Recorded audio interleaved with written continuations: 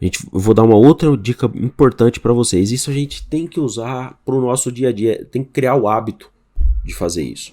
Não façam isso apenas agora que vocês estão estudando para a faculdade, e depois, quando forem estudar, seja para o exame da ordem, seja para os concursos que vocês querem, criem o hábito de, quando for ler e estudar, de ler e estudar, criem o hábito de ler e estudar 5 artigos antes daquele que você quer e os 5 artigos posteriores. Ah, mas eu tô sem tempo, tal. Então tá bom. Então deixa aquele artigo para você estudar outra hora. Estuda outra coisa ali que vai dar tempo, que vai caber. Quando você for ler a lei seca e responder questões, por exemplo, aqui caiu o 138. Dá uma lida nos 5 artigos anteriores. Ah, mas o capítulo é completamente diferente, foge do que... Ok, mas pelo menos você já guardou uma informação.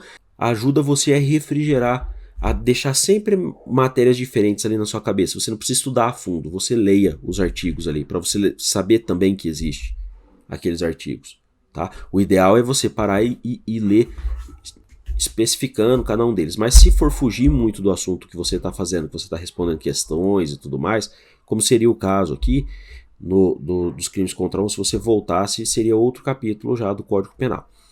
Então você tem que ler os 5 artigos anteriores e os 5 posteriores a ao seu artigo objetivo que você tem que estudar.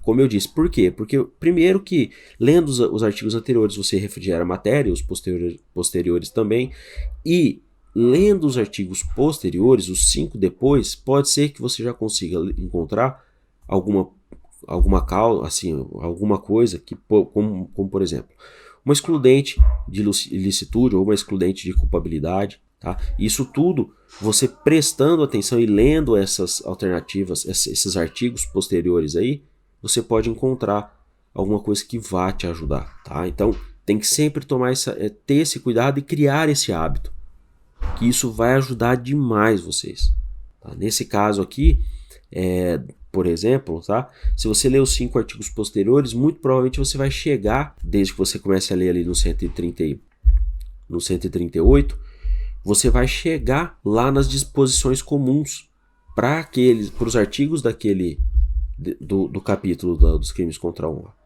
Então é muito importante, é muito bom que você faça isso. Que se você chega nas disposições comuns e você está fazendo a defesa do querelado, você pode encontrar a previsão da retratação, tá? A retratação é ele chegar e da mesma forma que ele fez que ele cometeu o crime que ele é acusado, falar, olha, realmente eu peço desculpas, eu inventei tudo isso, foi uma mentira, e se retratar. E se ele se retrata, isso daí pode ser que não absolva, tá? Pode até ser que o juiz entenda de outra forma, mas dá para você tentar aí pelo menos uma redução de pena para o seu cliente, vocês entenderam?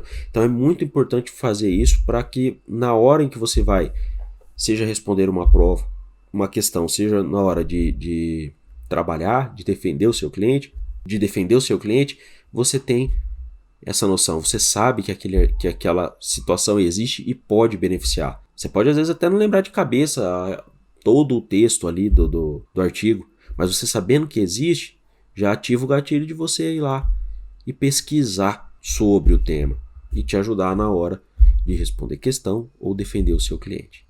Tá bom?